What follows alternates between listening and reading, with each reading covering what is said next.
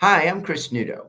I'm an attorney that serves the Chicago metro area in the areas of estate planning, wills and trusts, real estate, probate, and corporate transactions. And today we are going to talk about what happens to my estate if I die without a will or a trust. Basically, the question is, what happens to your estate if you don't do any planning? Well, that is a lengthy answer that we're going to have to delve into, and we're going to do it and try and accomplish this in just a few minutes. So, first of all, a few definitions. A will and a trust are documents that are designed to disperse your estate to people that you choose when you die. So, when you think of will and you think of a trust, think of them as being equal from the standpoint of they are designed to take your assets, your money, your things, and give them to people when you die per your direction. Now, what happens if you don't leave direction? Well, the good news is Illinois has what's called the Illinois Probate Act. And in the Illinois Probate Act, it has rules of distribution.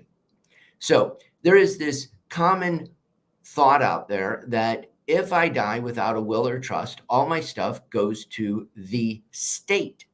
And that is not true. Now, there are instances where your stuff can go to the state, but that is by far not the rule. The general rule is that the Illinois Probate Act rules of intestacy and distribution apply. And so if you die and you don't plan, then your spouse, your children, your parents, your siblings, all could, depending on the order in which who is alive at the time of your death occur, can be the recipients of your estate. And by no means is that list exhaustive. That's just the usual cast of characters who will participate in getting assets from your estate under the Illinois Probate Act. So we always like to encourage people to plan ahead, to have a will, to have a trust, whichever document is more appropriate. But there is one other key role that is important to consider, and that is beneficiary designations. There are many instances where you have assets that have beneficiary designations applicable to them. Examples would be retirement accounts, IRAs, 401ks, 403bs, life insurance. All of these types of accounts, you're able to designate a beneficiary.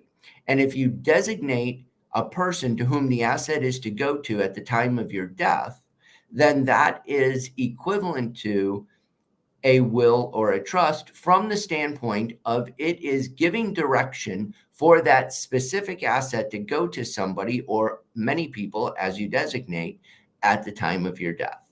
So hopefully this clears up the question of what happens to my estate if I die without a will or a trust.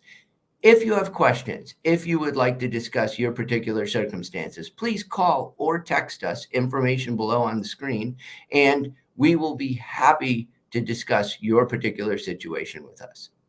Thank you for listening.